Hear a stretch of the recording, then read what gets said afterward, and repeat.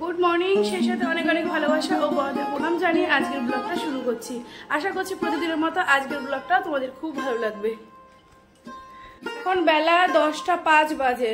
আজকে সানডে, দেরিতেই উঠেছি। উঠে কোনো রকমে দেখো বিছানাটা পরিষ্কার করেছি। আর ওইদিকে পুজোর বাজারগুলো এখনো পড়ে আছে। পুজোর বাজারগুলো দেখাবো একদিন। আচ্ছা, বুঝলে পুজোর বাজার মানে পুজো আসলে যে বাড়িতে কত কাজ থাকে যারা সংসারী তারাই জানে, তাই না? বাড়ির দিদি বোনরাই জানে, তাছাড়া কেউ বুঝবে না এগুলো। ঘরগুলো ঝাড় দিতে দিতেই তোমাদের সাথে কথা বলছি। কি করবো, আজকে ক্যামেরা করার লোক নেই। এইদিকে আবার এই দেখো, এইদিকে আবার কর্তা মশাই বাজারে চলে গেছে। ও আজকে আবার তাড়াতাড়ি বেরোবে। ও রবিবার তবু ডিউটি, কি জ্বালা জানো। চলো এদিকে কিচেনে যাই, দেখি কি রান্না বসিয়েছে, সেটাও তো শেয়ার করতে হবে। এই দেখো, এখানে একটা সিদ্ধ ভাত বসিয়েছি, ঘি দিয়ে আলু সিদ্ধ দিয়ে ভাত খাবো। আর এইদিকে হচ্ছে দুধ নিয়েছিলাম, দুধটা ফুটিয়ে রেখেছি। বলেছিলাম না কাকার হচ্ছে শ্রাদ্ধ, খাওয়া দাওয়া সমস্ত ডেট এগিয়ে আসলো ওদের বাড়িতে। চলো কি হচ্ছে একটু দেখিয়ে নিয়ে আসি। চন্দন,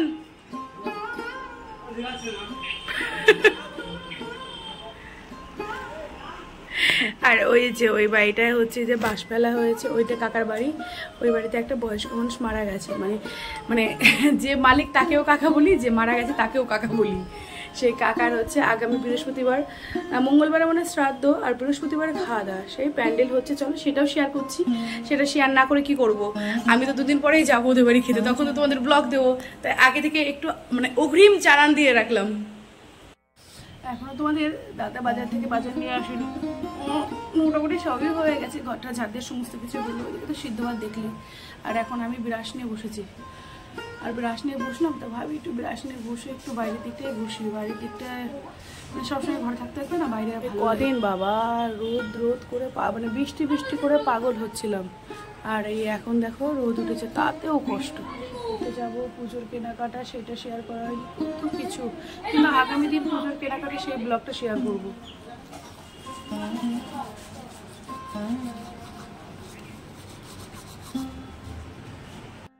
অনেকটাই বেলা হয়ে গেছে বুঝলে, 10টা তো পার হয়ে গেছে। এই মাত্র বাজার নিয়ে আসলো। এই দেখো কচু এনেছে। আমার কাছে না কিচ্ছু জিজ্ঞাসা না করে বাজার করবে, ঘরে আছে তাও নিয়ে এসছে। এইদিকে ডাটা এনেছে, ডাটা অবশ্য আমি ভালো খাই এই কারণেই এনেছে জানি।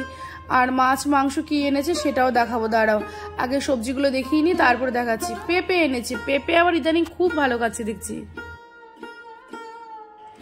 এই যে কাটা কাতলা এনেছে, মাছ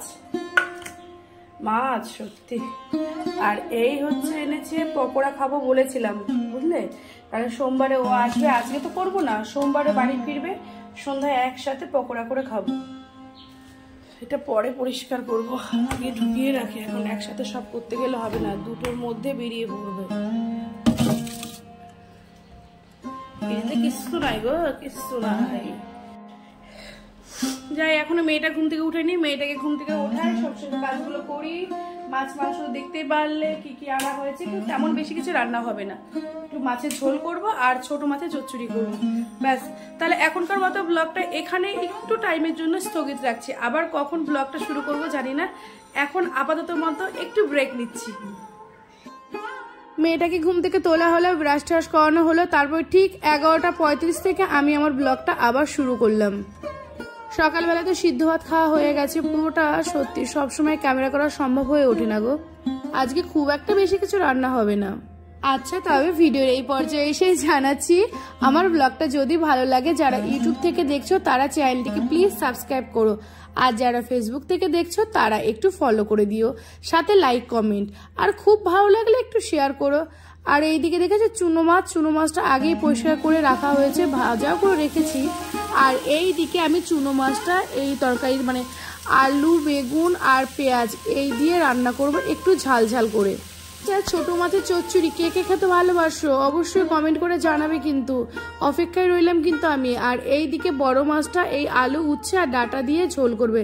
দাঁড়াও, এই দেখো ডাটাগুলো দেখেছো, সবুজে সবুজ মিশে গেছে, বোঝাই যাচ্ছে না তাই না? মাছের ঝোলে খুব একটা বেশি মশলা দেবো না, এই কটা শুকনো লঙ্কা ভেজেছি, তেজপাতা আর গোটা জিরে ভেজে রেখেছি। এই একটা ঝামেলা বুঝলে, ওপরে বাস করলে সবকিছু গোছাওরে গুছিয়ে টুচিয়ে সিঁড়িতে নেমে যাও, এবার দূরে গিয়ে ফেলে আসো। সব পড়ে আছে। মা বলতো মানে সবজির খোসা ঠোসা ছাড়িয়ে বেশিক্ষণ রাখবি না, সাথে সাথে ফেলে দিবি, তাহলে বলে ধার দেনা হয়। আমি জানি না সত্যি না মিথ্যে, মা বলতো সেটাই মনে পড়লো, গুছিয়ে নি বুঝলে। আমার তো সংসারের কাজ চলছেই। কি গো বন্ধুরা, তোমাদের কার কটা হলো জামা পুজোতে অবশ্যই কমেন্ট করে বলো, কিন্তু আমারগুলোও জানাবো। আগে তোমাদেরগুলো বলো, আমি তো সব কিছু শেয়ার করি, তোমরা তো একটু আমার সাথে শেয়ার করতে পারো, আমারও তো ভালো লাগে না।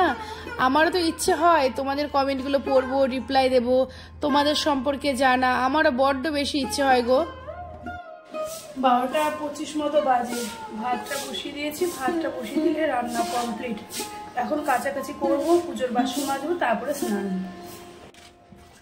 মোটামুটি অনেকগুলো কাজ এগিয়ে ফেলেছি। সকাল থেকে শুধুমাত্র একটা ফটো আপলোড করেছি ফেসবুকে, আর কিচ্ছু করতে পারিনি। এখন জামাগুলো কেচে নিই, কেচে ছাদে আগে মেলে দিয়ে আসবো, তারপরে শান্তি। আগামী দিন মেয়ের স্কুল আছে, স্কুলে পাঠাবো। বেশ কতদিন, মানে 1 সপ্তাহের বেশি স্কুলে যায় না। আর যে এবার কি করবে, আর কদিন পরে তো মহালয়, বুধবারে মহালয়, তারপর আবার ছুটি পড়ে যাবে, তবু তো যেতে হবে। আর দেখলে তো বেশ কিছুদিন ধরে ঘুরে ঘুরে বেড়ালাম, কখন যাবে স্কুলে। তার কদিন আগে থেকে ছিল ওই নিম্নচাপ বৃষ্টি, এই কারণে যাইনি। আর আমার মেয়ের স্কুলটা অনেকটাই দূরে। এই দেখ দেখ কত তুলসী গাছ হয়েছে বলো, দেখা দেখ কোনা দিয়ে, ওই দেখ দেখ, এই দেখ শালার মতো কোনা দিয়ে কত তুলসী গাছ হয়েছে। আর বেশি কিছু নেই, পুজোর বাসনগুলো মাজবো, তারপর সোজা স্নানে ঢুকবো। স্নানটা করে পুজো টুজো দেবো, ওর খাবারটা রেডি করব, তারপরে খাওয়া দাওয়া। আর কি, আমার না সকালবেলাটায় কাজের খুব চাপ থাকে। আমি কেন, আমার মানে প্রত্যেক ঘরে এক কাহিনী, সকালে প্রচন্ড চাপ থাকে, ব্যাস দুপুর হয়ে গেলে কাজটা অনেক কমে যায়। তারপর আমি আমার যে কাজগুলো করি, ভিডিও দেখা, কমেন্ট করা, নিজে ভিডিও রেডি করা। 2024 সাল পড়ার পর থেকে ফেসবুকে কাজ শুরু হয়েছে। কাজ তো আমি 23 সাল থেকে শুরু করেছি, কিন্তু 24 সালের পর থেকে না, মানে আমি একটু দুপুরে ঘুমানোর সময়টুকু পাই না। কন্টিনিউ নাই কমেন্ট নাই ব্লগ রেডি, একটা একটা থাকেই। আর এখন তো লাইভ অনুষ্ঠান জানোই, দেখলেই একটু আগে তুলসী তলায় জল দেওয়া হয়ে গেল, পুজোটা কমপ্লিট হলো। এবার দুটো ভেজা জামা কাপড় স্নান করেছিলাম, সেই নাইটিটা মেলে সোজা রান্নাঘর। ও বাবারে বাবা, কাজের সাথে তাল মিলিয়ে চলতে পারছি না। নিচে নেমেই দেখি বর মশাই আবার রেডি, মেয়েও রেডি হয়ে গেছে, তাই মানে এখনই খেতে দিতে হবে, একটু সময় নেই গো। এবার চলো যাই সোজা রান্নাঘর। আর কি করব বলো, আমাদের আর কি করার আছে। এখন একটু ঝড় উঠে গেছে, এই ঝড়টা একটু থামিয়ে নি বুঝলে। এইদিকে দেখো ভাত আর চচ্চড়ি, বললামই তো বেশি কিছু করবো না, মাছের ঝোলটা না বেশি শুকিয়ে গেছে। আমার বাবু মশাইকে, বাবু ওনাকে খাইয়ে দাইয়ে টিফিন রেডি করে আগে সুন্দরভাবে অফিসে পাঠায়। আর ওই দেখো, দেখেছো খাওয়ার পরে সেন্ট নিচ্ছে, তা আবার ফ্রিজে রাখে। ও বরাবরই সেন্ট ফ্রিজে রাখে, কেন আমি জানি না। ও আমাকে বলে কিছু কিছু সেন্ট ফ্রিজে রাখলে দীর্ঘদিন যায়, তাই গো তোমাদের জানা থাকলে আমাকে একটু কমেন্ট করে জানিও না। আমার বাবু চললেন, আর একটা আছে সোনামা, ব্যাস ওকে খেতে দিয়ে দিয়েছি। বাবারে বাবা, এখন হচ্ছে আমার রেস্ট, আগে একটু বসি। এখনো সিঁদুরটা পরতে পারিনি। এই দেখো শুনে, এই ক্যামেরা কোথায় গেল, কি করছি আমি পাপার সাথে। এবার আমিও বসবো, আসছে বাবা। এখন দুটো কত বেজে গেছে, ঠিক 2:30 ট্রেনটা ধরবে। আচ্ছা, অনেকটাই তো লং করেছি ব্লগটা, আর লং করছি না। আজকের মতো ব্লগটা এখানেই শেষ করছি। টাটা বাই বাই, আবার দেখা হচ্ছে আবার নেক্সট ব্লগে। তাহলে আসছি এখন, টাটা।